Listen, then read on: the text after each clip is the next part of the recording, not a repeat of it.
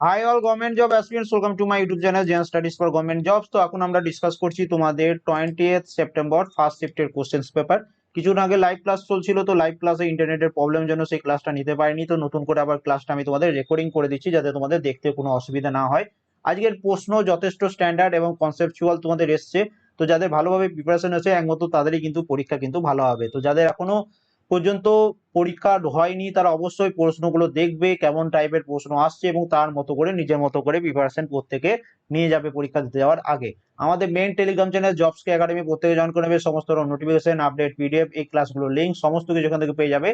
তার সাথে টার্গেট রেলে গ্রুপ ডি এই তোমাদের গ্রুপটাও জয়েন করবে। এখানে আমি অনেক ফ্রি পিডিএফ দিয়ে রেখেছি। এছাড়া ফেসবুক পেজ, ফেসবুক গ্রুপ চাইলে জয়েন করে নিও। তোমাদের জন্য 3টে স্টাডি মেটেরিয়াল রয়েছে: 3000 GK, 3000 general science, NTPC CBT 1 এর 2400 কোশ্চেন্স। প্রত্যেকটা পিডিএফ লিংক ভিডিও ডেসক্রিপশনে আছে। হোয়াটসঅ্যাপের মাধ্যমে নোটগুলো বাই করতে চাইলে এই নম্বরে মেসেজ করতে পারো। চলে আসি প্রথম প্রশ্ন, ওয়াশিং সোডা বা কাপড় কাচা সোডাতে কত মলিকিউল জল রয়েছে? তো এই প্রশ্ন আগেও এসছে। অ্যান্সার কি হয়ে যাচ্ছে? কাপড় কাচা সোডা বা সোডিয়াম ওয়াশিং সোডা এই রাসায়নিক দ্রব্য যা সোডিয়াম ক্লোরাইড থেকে পাওয়া যায়, এবং এর ফর্মুলা হচ্ছে কি Na2CO3 10H2O। এই যে 10H2 রয়েছে এখানে, যে 10 দেখতে পাচ্ছ, এটা এখানে অ্যান্সার হচ্ছে যে 10 মলিকিউল জল রয়েছে ওয়াশিং সোডা বা কাপড় কাচা সোডার মধ্যে। National air sports policy launch করেছে কোন মন্ত্রক? তো এটা লঞ্চ করেছে মিনিস্ট্রি অফ সিভিল এভিয়েশন, এবং জ্যোতিরাদিত্য এম সিন্ড্রিয়া তিনি এটা লঞ্চ করেছেন। তিনি বর্তমানে সিভিল এভিয়েশনের মিনিস্ট্রিতে রয়েছেন। এর সাথে তোমাদের আগের কোনো একটা শিফটে এটা এসেছিল যে ন্যাশনাল এয়ার স্পোর্টস পলিসি 2022 অনুযায়ী 2030 সালের মধ্যে ভারতকে শীর্ষ ক্রীড়া দেশগুলোর মধ্যে একটি গড়ে তোলার দৃষ্টিভঙ্গি তৈরি হয়েছে। পরবর্তী প্রশ্ন, হিন্দিকে কবে ইউনিয়নের সরকারি ভাষা হিসেবে গ্রহণ করা হয়েছিল? তো মনে রাখবে 14th September 1949 Hindi was adopted as the official language of union of India. তাহলে ইউনিয়ন অফ ইন্ডিয়ার অফিসিয়াল ল্যাঙ্গুয়েজ হিসাবে 14th September 1949 হিন্দিকে অ্যাডপ্ট করা হয়েছিল। পরবর্তীকালে 1950 সালে কনস্টিটিউশন অফ ইন্ডিয়া ডিক্লেয়ার, ভারতের সংবিধান ঘোষণা করেছিল যে Hindi in the Devanagari script. তো দেবনাগরী স্ক্রিপ্টে হিন্দিকে অফিসিয়াল ল্যাঙ্গুয়েজ হিসাবে তোমাদের গ্রহণ করা হয়েছে। পরবর্তী প্রশ্ন, C3H4 এটা হলো কি? তো C3H4 এটা হচ্ছে অ্যালকাইন, কে ওয়াই, এই ওয়াইটা দেখবে। ফর্মুলা কি? CnH2n-2। কিভাবে হচ্ছে দেখো, সি যেহেতু সি রয়েছে এখানে, সি এর জায়গায় 3 ধরলাম, তাহলে এই ফর্মুলা যদি আমরা বসি তাহলে C3H2 × n মানে হচ্ছে 3 দুগুণে 6 -2, তাহলে C3H4 দেখো মিলে যাচ্ছে। তো এটা হয়ে যাচ্ছে আমাদের অ্যালকাইন। পরবর্তী প্রশ্ন, 220 ভোল্ট 15 অ্যাম্পিয়ারের সাপ্লাই 100 ওয়াটের কতগুলি বাল্ব জ্বলবে? এই প্যাটার্নের প্রশ্ন আগেও এসছে। অ্যান্সার হয়ে যাচ্ছে কি 33টা। কিভাবে করলাম? আমরা জানি power is equal to voltage into current হয়। তো ভোল্টেজ কারেন্টকে গুণ করলাম, কত পেয়ে গেলাম? 3300 ওয়াট। এবার যেহেতু 100 ওয়াটের বাল্ব, তাহলে কতগুলো জ্বলবে? মোট জ্বলবে 3300 বাই 100 ইকুয়াল টু কত হয়ে যাচ্ছে? আমরা পাচ্ছি 33টি। তো এগুলো ঘরে বসে বসে প্র্যাকটিস করবে, তাহলেই তোমাদের পরীক্ষা ভালো হবে।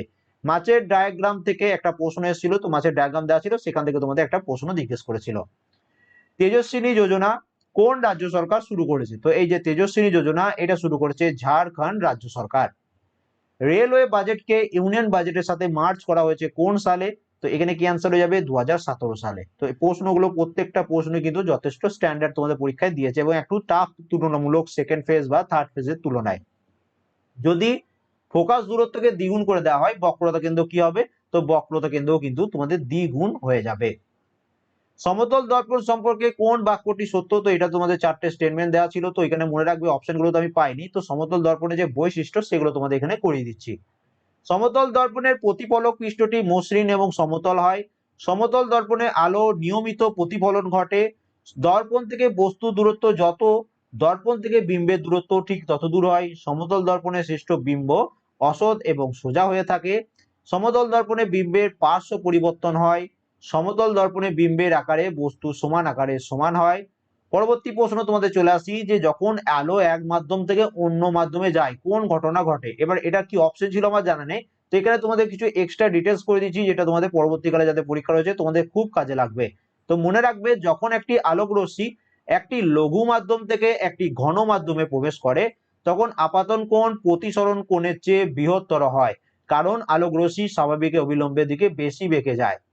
যখন একটি আলোক রশ্মি ঘন মাধ্যম থেকে লঘু মাধ্যমে যায়, তখন আপাতন কোণ প্রতিসরণ কোণের চেয়ে ক্ষুদ্রতর হয়, কারণ আলোক রশ্মি স্বাভাবিক বা অবিলম্ব থেকে দূরে সরে যায়। তো এটা একটু মনে রাখবে।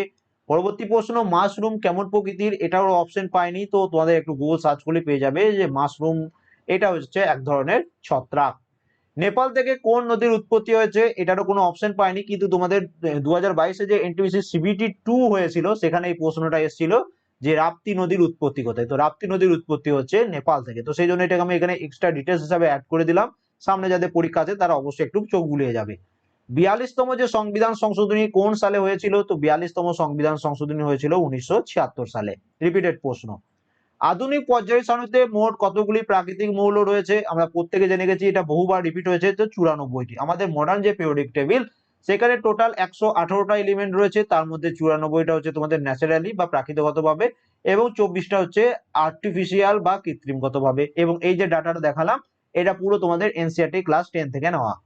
পর্যায় সারণীর বাম দিক থেকে তুমি যখন ডান দিকে যাবে পারমাণবিক সংখ্যার কি পরিবর্তন হয়? তো পারমাণবিক সংখ্যা বৃদ্ধি পাবে।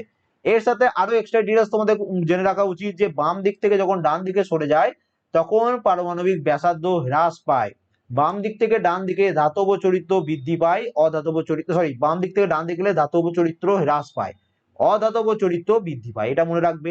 বাম থেকে ডানে গেলে ইলেকট্রন অ্যাফিনিটি মান বৃদ্ধি পায়, বাম থেকে ডানে গেলে তড়িৎ ঋণাত্মকতার মান বৃদ্ধি পায় এবং বাম থেকে ডানে আয়নীকরণ শক্তি বা আয়োনাইজেশন এনার্জির মান বৃদ্ধি পায়।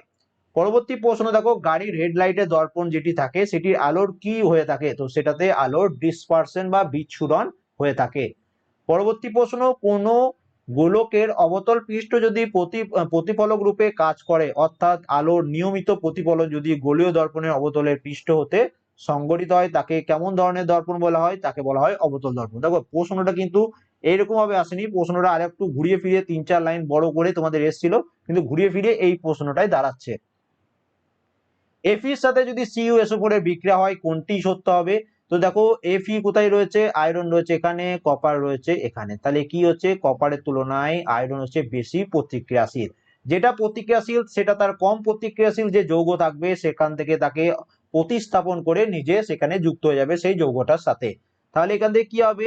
Fe তার সাথে যখন CuSO4 এর বিক্রিয়া হবে এখান থেকে তুমি পাবে কপারকে তার জায়গা থেকে সরিয়ে দেবে এবং নিজে একটা যৌগ গঠন করবে।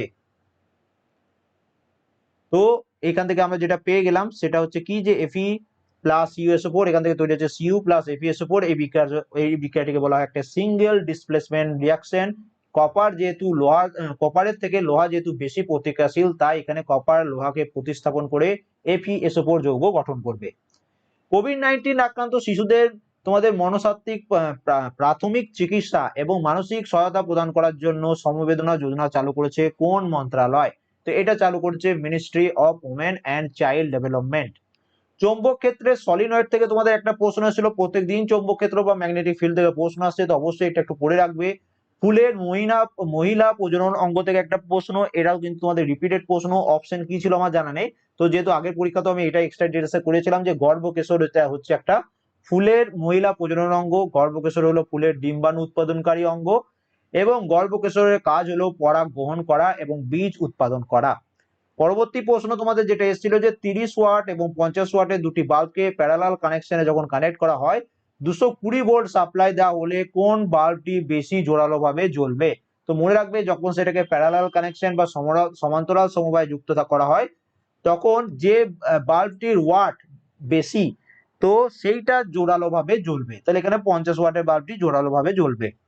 রিঅ্যাকশন চ্যাপ্টার থেকে তোমাদের একটা প্রশ্ন এসেছিল, তারপরে দেখো R = ρL/A এই ফর্মুলা দিয়ে একটা ম্যাথ এসেছিল, কিন্তু ম্যাথ গুলো কিন্তু অনেকটা লেন্দি টাইপের, 3-4 লাইনের বড় বড় কোশ্চেন তোমাদের পরীক্ষায় আসছে। প্রশ্ন যথেষ্ট স্ট্যান্ডার্ড হচ্ছে। টাউ কেটিয়া সাইক্লোন কবে এসেছিল? তো টাউ কেটিয়া সাইক্লোন এটা এসেছিল 2021 সালে, সালটাই যত সম্ভব তোমাদের জানতে চেয়েছিল, মে 2021। ভারতের সুপ্রিম কোর্ট প্রতিষ্ঠা হয়েছিল কবে? তো এটাও একটা নতুন প্রশ্ন, আগের পরীক্ষায় কিন্তু এটা আসেনি। এটা অ্যান্সার কি হচ্ছে দেখো, ভারত সুপ্রিম কোর্ট 26শে জানুয়ারি 1950 সালে অস্তিত্ব লাভ করে। এটি তিলক মার্গ নিউ দিল্লিতে অবস্থিত। 28শে জানুয়ারি 1950-এ ভারত একটি সার্বভৌম গণতান্ত্রিক প্রজাতন্ত্র হওয়ার দুদিন পরেই সুপ্রিম কোর্ট প্রতিষ্ঠা হয়েছিল। এবার পরীক্ষায় তোমাদের সাল জানতে চাইলে 1950 ডেটটা নিয়ে তোমাদের গোলমাল হতে পারে, অপশন অনুযায়ী তোমাকে অ্যান্সার করে আসতে হবে। ত্রিপিটক কোনটির সাথে সম্পর্কিত? তো এটা বৌদ্ধ ধর্মের সাথে সম্পর্কিত। লাস্ট আরেকটা প্রশ্ন যেটা পেয়েছিলাম যে ডিস্ট্রিক্ট অ্যাডমিনিস্ট্রেশন থেকে একটা প্রশ্ন, তো এখানে এই কি প্রশ্ন এসেছিল আমি বলতে পারলাম না, তো 4টে বড় বড় স্টেটমেন্ট টাইপেরই প্রশ্ন এসেছিল। তো আজকের প্রশ্ন যথেষ্ট স্ট্যান্ডার্ড আসছে, তোমাদের একটা আইডিয়া হয়ে যাচ্ছে যে কলকাতা আরআরবিতে কেমন টাইপের প্রশ্ন হচ্ছে, সেরকম ভাবে নিজেকে প্রিপারেশন করে নাও। খুব বেশি ম্যাথ রিজনিংটা একটু ভালোভাবে করার চেষ্টা করবে, রিজনেও কিন্তু অনেকটা লেন্দি টাইপেরই আসছে। তো সবার প্রথম যেটা, যদি চাকরি পেতে যাও নেগেটিভ একদম করবে না, যেটুকু জানো সেটুকু অ্যান্সার করে আসবে। 50টা, 55টা, 60টা, 45টা, 40টা, যতগুলো জানো, 40টা নয়, কলকাতা আরআরবিতে আরো অনেকটাই কাট অফ তোমাদের চলে যাবে, মিনিমাম তোমাদের 60 কাছাকাছি রাখলে সব থেকে ভালো হয়। ওকে, তো সেরকম ভাবে পরীক্ষা দিয়ে এসো প্রত্যেকে। ভিডিওটা ভালো লাগলে একটা লাইক করে দিও, চ্যানেলে নতুন থাকলে সাবস্ক্রাইব করে নিও, বন্ধুদের সাথে অবশ্যই শেয়ার করে দিও। তোমাদের জন্য স্টাডি মেটেরিয়াল গুলো রয়েছে, এখন যেহেতু আর পরীক্ষা দেরি নেই, তো এটার প্রত্যেকটার ভিডিও প্লে লিস্ট এই ভিডিও ডেসক্রিপশনে পেয়ে যাবে, তো সেই ভিডিও গুলোই অবশ্যই পরীক্ষার আগে একটু চোখ বুলিয়ে যাও। And thank you for